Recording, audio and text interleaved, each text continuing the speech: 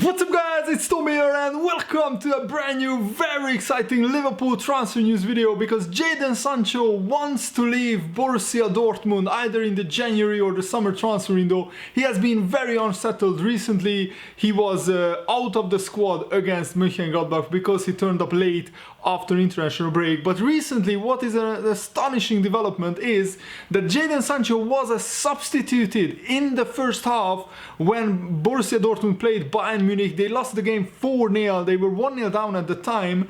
And in just the 36th minute, Jadon Sancho was substituted. Rafael Guerreiro came on, and the manager after that confirmed that it was not an injury. It was a tactical substitution. So there must be some serious issues going on between Jadon Sancho and the manager for him to get substituted. Maybe he didn't follow the tactical instructions properly, or he wasn't tracking back enough or something. Borussia Dortmund got ran over by Bayern Munich. The 4-0 scoreline was fully deserved. I watched the extended highlights of the game and Bayern Munich were dominant in every department. So Borussia Dortmund is a great start to the season, has really tailed off. They are only in 6th place in the Bundesliga. And I think Jadon Sancho just made his mind up that he wants to leave this club. And considering that he has huge offers from Liverpool, from Manchester United, from other clubs in England, probably is already thinking about his next chapter, his next move in the Premier League. And of course these new developments will further encourage Liverpool and other clubs to actually make bids for Jadon Sancho. And according to the Daily Mail, an English newspaper, Sancho's time in Germany could set to come to an end because he is very unsettled. And as I said, Borussia Dortmund is going nowhere this season. They are only in 6th place. And he was actually fined for turning up late to training, and he was dropped for that Borussia Mönchengladbach game. And also he received criticism from the Dortmund sporting director Michael Zorc, and he was forced to train alone following this incident, despite manager Favre initially claiming that the matter would stay internal. It didn't really stay internal, did it, if I'm talking about it here. And also I think it was pretty harsh for Jadon Sancho to get substituted in the first half. And also the media, the Bundesliga, the German media has been singling out Jadon Sancho, sometimes saying that he's the cause of Dortmund not winning games. But actually I think it was more Dortmund's defense. They had like a run of games where in 2 or 3 games in a row they conceded a 90th minute equalizer and they dropped 4 points. And for that 4 points they would be in 2nd or 3rd place in the Bundesliga. And I think Liverpool really need to step it up, and we should try to bid close to 80 million pounds. I think that would maybe be enough. Of course Dortmund want a bidding war, and considering that Liverpool, Manchester United, Paris Saint-Germain, Barcelona and maybe even Bayern Munich are interested in Jadon Sancho, these clubs have all been linked with Jadon Sancho, I think Dortmund are getting a bidding war. The big question is, will that result in Jadon Sancho going to the club of his choice? I think out of all those clubs, Liverpool are probably the most attractive at the moment. We are sitting at the top of the Premier League table with an 8-point lead. We are also the reigning European champions, and we are getting even better season by season. I think if Jadon Sancho joins Liverpool, he joins a club where he is guaranteed to compete for titles, and hopefully Liverpool will win many titles in the next 3 seasons. And Jadon Sancho would be a very big long-term signing. And yes, it would cost big money, maybe even 100 million pounds. But remember, he's just 19 years old and he's English, so even if he costs 100 million pounds, in 5, 6, 7 years time, if Liverpool decides to sell Jadon Sancho, or if Jadon Sancho decides that he wants to go, the resale value would be as much or maybe even more than his transfer value right now. So I think we are getting basically Jadon Sancho for money that we will get back when we sell him later. And also his wages will be pretty high, but not as high as maybe signing Mbappe. His wages would be just astronomical. So Jadon Sancho's wages are pretty low at Borussia Dortmund. They just can't pay wages not even close to the Premier League wages. And I think Jadon Sancho, if he comes into Liverpool, his wages will be pretty much on the same level as the wages of other Liverpool players. So I think it would make a lot of sense, not just sporting wise, but financially, to sign Jadon Sancho. And of course, Borussia Dortmund and Jurgen Klopp still have very close connections. Jurgen Klopp is still friends with some Borussia Dortmund board directors. The sporting director, I think, is close still with Jurgen Klopp. So if Jurgen Klopp could just knock on the Dortmund door, I think that there would be instant negotiations, and I think that Dortmund would be fairly compensated from the sale of Jadon Sancho, and that's their model, to sell the superstars for really big money and to sign young players, develop them, and then sell them on. And actually, Gareth Southgate, the England manager, said that he had a long chat with Jadon Sancho about his current situation and his troubles at Dortmund. This is what Gareth Southgate said. Jadon came to me and at the beginning of the week, and we had 25 minutes chatting. We have a duty of care to help him to progress and develop as a player and as a person. We are also in constant communication with Dortmund. It's an enormous challenge he's taken on to go to another country. There's the football, he's adapting to the life, to the language. He's done incredibly well so far. But of course there are some troubles along the line, and I think that these articles are not coming out of nowhere. Somebody, maybe Jadon Sancho's agent or one of his friends, is briefing the media to spike up interest because Jadon Sancho really decided that he has had enough at Dortmund. He wants to leave, and I think he wants to come back to the Premier League to prove to everybody in England what a great player he has become. Because remember, when Jadon Sancho left England, he was a nobody. He was a Manchester City academy player, but nobody even pretty much knew how good he was. And then at Dortmund, he really became this really explosive, fast winger. And I think Liverpool need a player like him on the wings to complement Firmino, Salah and Mane. We can't expect these three players to play every single big game at Liverpool. And as I said, sooner or later they will break down. Mohamed Salah, for example, his ankle got injured again, and he looks like he's a doubt for Liverpool's game after the international break.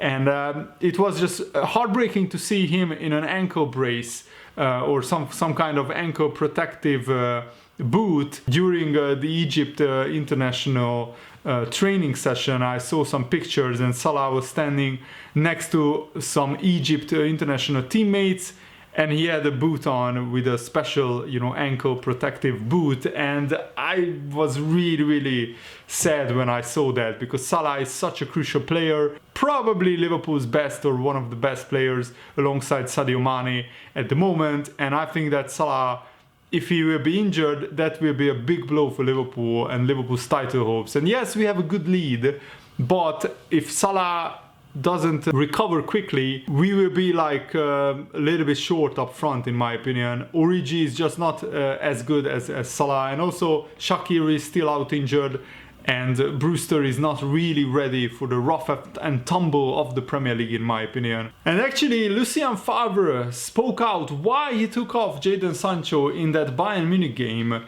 He said he was not good enough. He was not injured, he trained yesterday. I had to go on what I was seeing, and to be honest, the performance from Jadon Sancho, it was not good enough. And also Dortmund CEO Hans-Joachim Watzke recently refused to rule out that the Jadon Sancho will move on in the summer. With a player like Jadon, who is extraordinarily talented, you don't have to pretend that you won't talk to him if someone comes in for him. Maybe he will come and say that he would like to make a switch under certain conditions, and then we will talk to each other. I can't guarantee that he will stay here forever. I can only say we will be happy if no one comes in for him.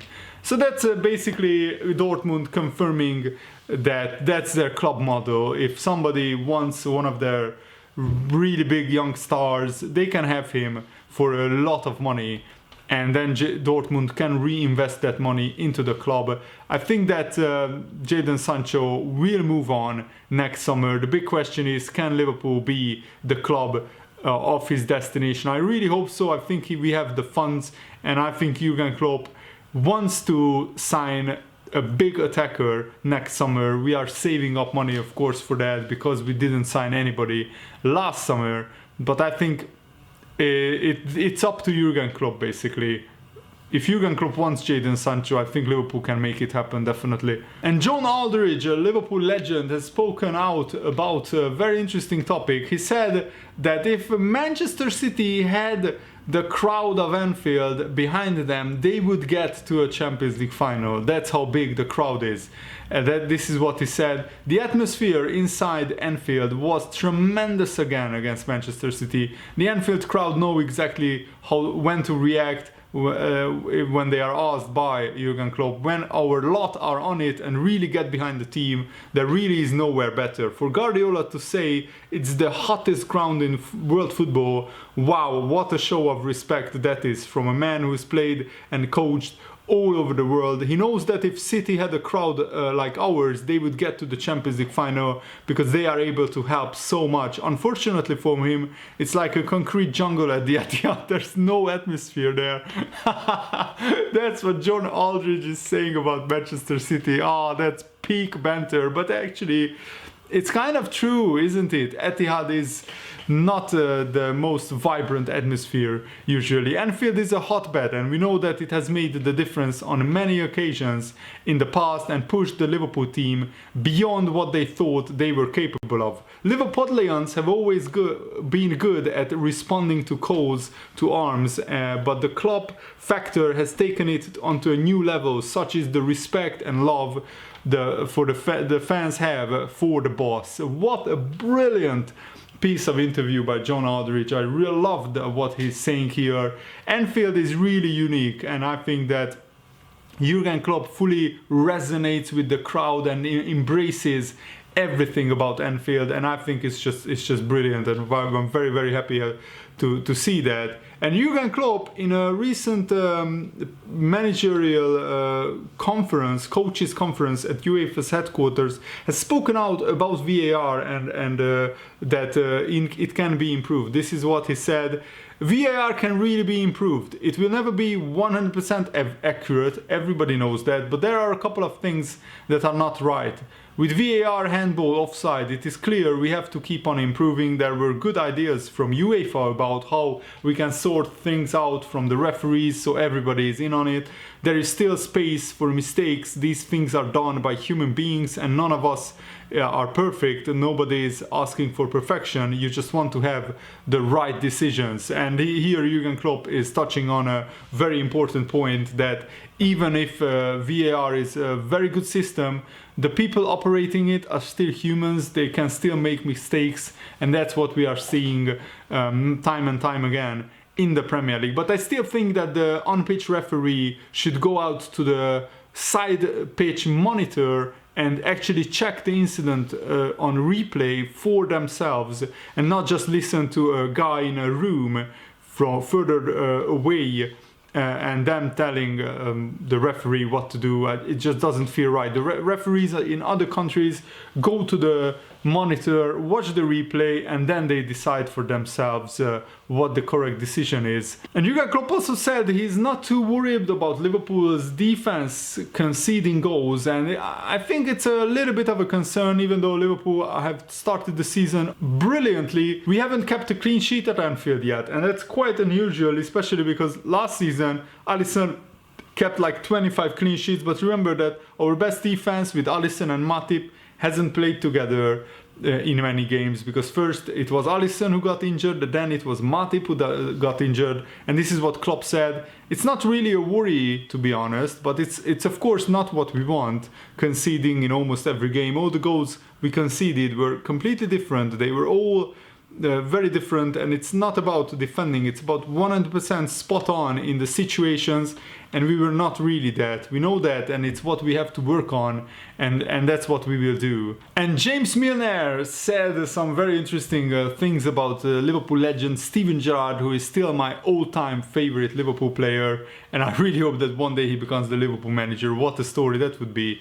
He was a tough player, said James Milner, to play against. I was lucky enough to play with him at England, and the difference when he was in the session and when he wasn't was noticeable. The tempo just lifted. Even in a one-touch session, the passes he made, the pace he put on them, and you are expected to deal with them, that was the level he played at. As an all-round player, he's probably the best I have seen. He could do everything, both feet, score goals, defend, tackle, get about the field, and lead by example. An unbelievable player to play with and horrible to play against.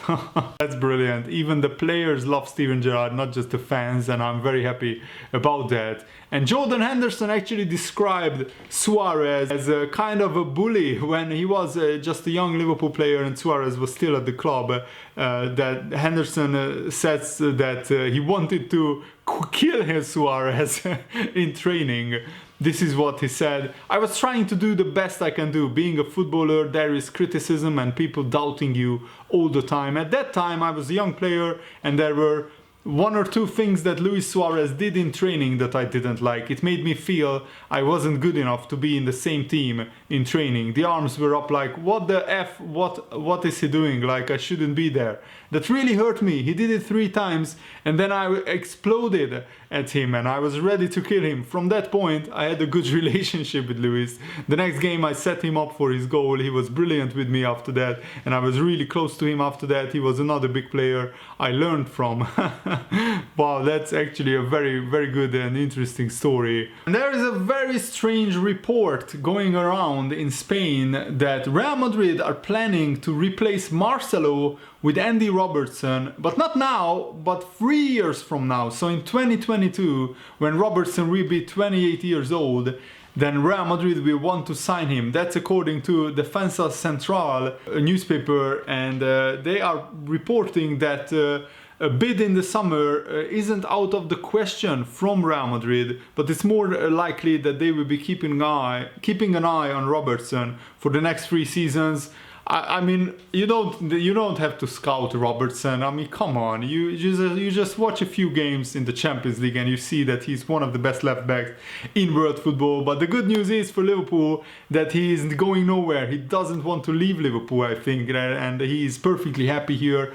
And he wants to stay for the rest of his life, just like Trent Alexander-Arnold. They both publicly said that, and I think that's just brilliant. And I've never seen a transfer news report saying that a club wants to sign another player in 3 years' time. Not even next summer, not even 2 summers from now, but 3 years. I think that's not really true, but I just wanted to mention it and ask you guys, what do you think about it? And Jordan Henderson thinks that Liverpool fully deserved their victory against Manchester City. It was an amazing performance and the chances we created were very good.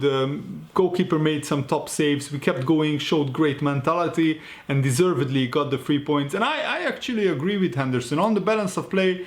Maybe the scoreline should have been closer, like 3-2 Liverpool. But if you just count the chances, I think Liverpool edged it. And we just were more clinical on the day, and also the VAR decisions went our way, which is always good. And James Milner revealed some brilliant banter from Virgil van Dijk. So when there is a Premiership years or a game in black and white on TV in the treatment room, then Van Dijk asks Milner, "Hey Millie, what number are you?" Teasing him that he's so old that he must be playing in a game shown on TV, which is from the 80s or the 90s. That's just brilliant banter from Virgil van Dijk, in my opinion. I really hope that you guys enjoyed this Liverpool video. Thanks for watching. See you later. Goodbye.